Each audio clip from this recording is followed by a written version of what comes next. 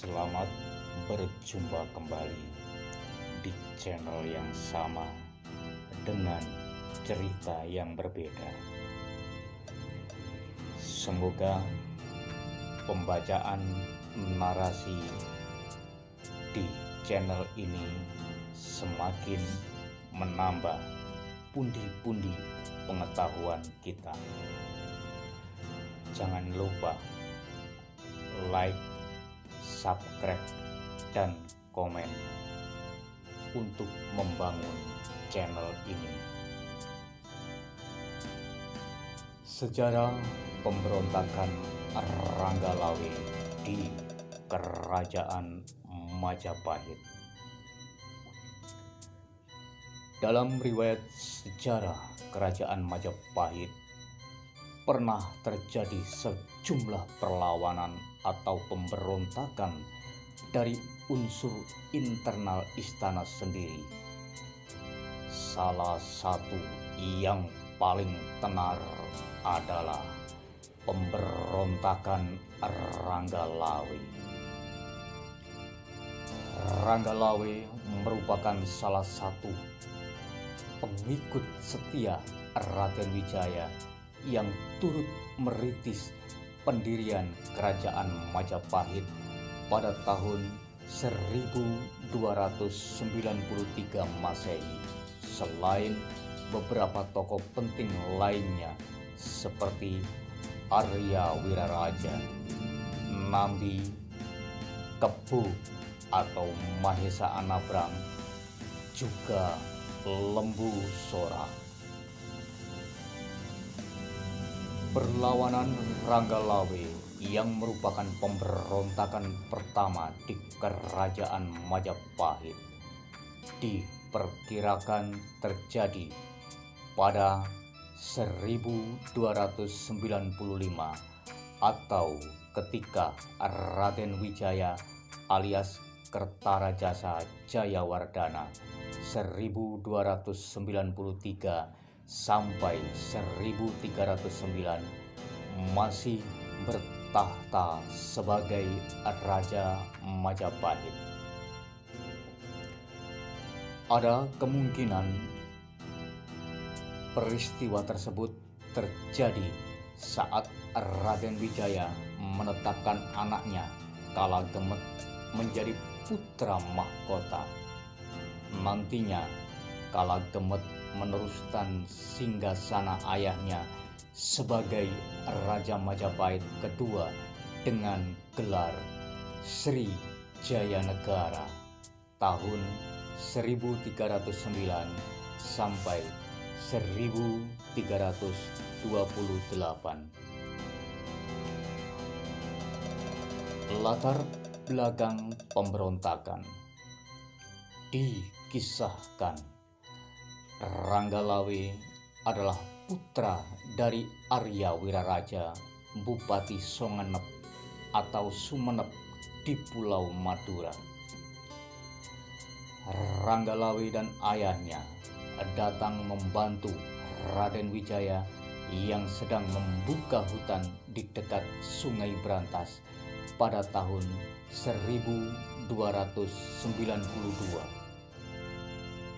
Hutan inilah yang nantinya menjadi lokasi berdirinya Kerajaan Majapahit. Raden Wijaya merupakan menantu dari Kertanegara, Raja Singasari terakhir yang terbunuh lantaran pemberontakan Jayakatwang. Raden Wijaya berhasil menyelamatkan diri dari insiden tersebut. Raden Wijaya akhirnya mengalahkan Jayakatwang berkat persekutuan dengan pasukan dari Kekaisaran Mongol yang saat itu tiba di Jawa. Kaisar Mongol Kublai Khan mengirim pasukan ke Jawa untuk menyerang Singasari yang ternyata sudah dikuasai oleh Jayakatwang. Setelah mengalahkan Jayakatwang, Raden Wijaya menyerang balik pasukan Mongol dan menghancurkan mereka. Usai itu, ia mendeklarasikan berdirinya Kerajaan Majapahit pada tahun 1293.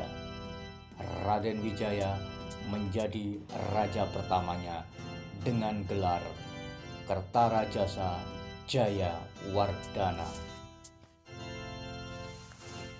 Dalam penelitian Tika Diah Wulan Yulianti bertajuk Kidung Ranggalawe, Pemberontakan Kekuasaan Kidung Ranggalawe pada tahun 2017 disebutkan bahwa andil Ronggolawe, Lembusora, dan Arya Wiraraja sangat besar dalam rangkaian perjuangan itu. Oleh Raden Wijaya, Ranggalawe kemudian ditunjuk sebagai Adipati Tuban yang merupakan salah satu wilayah taklukan Majapahit. Namun Ranggalawe tidak puas karena merasa ia seharusnya mendapatkan posisi yang lebih tinggi. Ranggalawe semakin kesal setelah Nambi diangkat sebagai Rakrian Pate, jabatan paling tinggi dalam struktur pemerintahan kerajaan di bawah raja. Menurutnya, posisi Rakrian Pate seharusnya diserahkan kepada Lembusora yang dinilainya jauh lebih berjasa daripada Nambi. Lembusora yang merupakan paman Ranggalawe ternyata tidak sepakat demi mematuhi perintah raja. Lembusora kemudian menasihati Ranggalawe agar memohon maaf kepada raja. Namun Ranggalawe enggan dan memilih pulang ke Tuban. Jalannya pemberontakan. Slamet Mulyana dalam tafsir Sejarah Negara Kertagama tahun 2006 mengutip Kidung Ranggalawe menuliskan bahwa peperangan dalam pemberontakan Ranggalawe terjadi di sekitar Sungai Tambak Beras, Jombang. Atas perintah Raden Wijaya, Nambi ditemani Kepu Anabrang dan Lembusora memimpin pasukan Majapahit menuju Tuban untuk menghukum Ronggolawe. Di Tuban, Ronggolawe yang mengetahui bahwa ada pasukan yang dikirim untuk menyerangnya segera mempersiapkan diri. Ia kemudian membawa pasukannya untuk menghadang rombongan Nambi di Sungai Tambak Beras. Terjadilah peperangan sengit. Dalam satu adegan diceritakan Ranggalawe berhasil menikam kuda yang ditunggangi Nambi, namun Nambi masih selamat. Kepu Anabrang mengambil alih pimpinan perang pasukan Majapahit.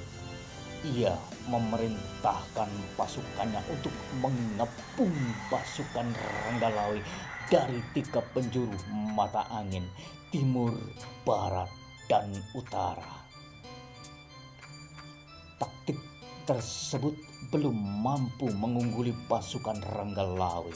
Perlu diketahui bahwa Ranggalawe adalah sosok yang sangat ulung dalam menyusun taktik perang.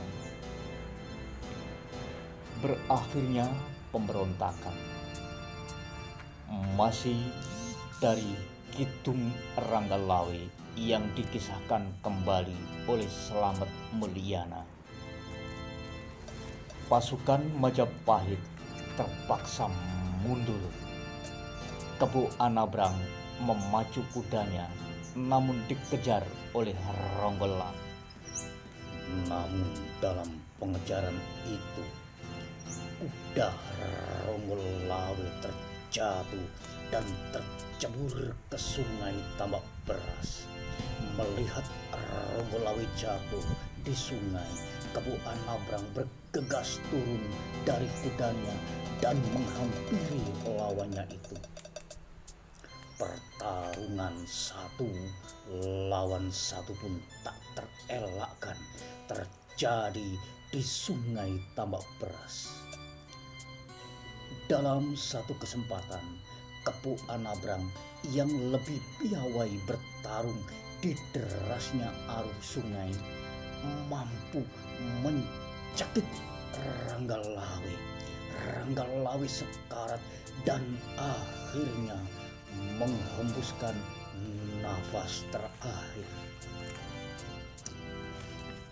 Lembu Sora yang melihat kejadian itu tidak mampu mengendalikan diri. Lembu Sora memang berada di kubu Majapahit, tapi Ranggalawe adalah keponakan tercintanya. Maka Lembu Sora mendekam Kebu Anabrang sampai mati.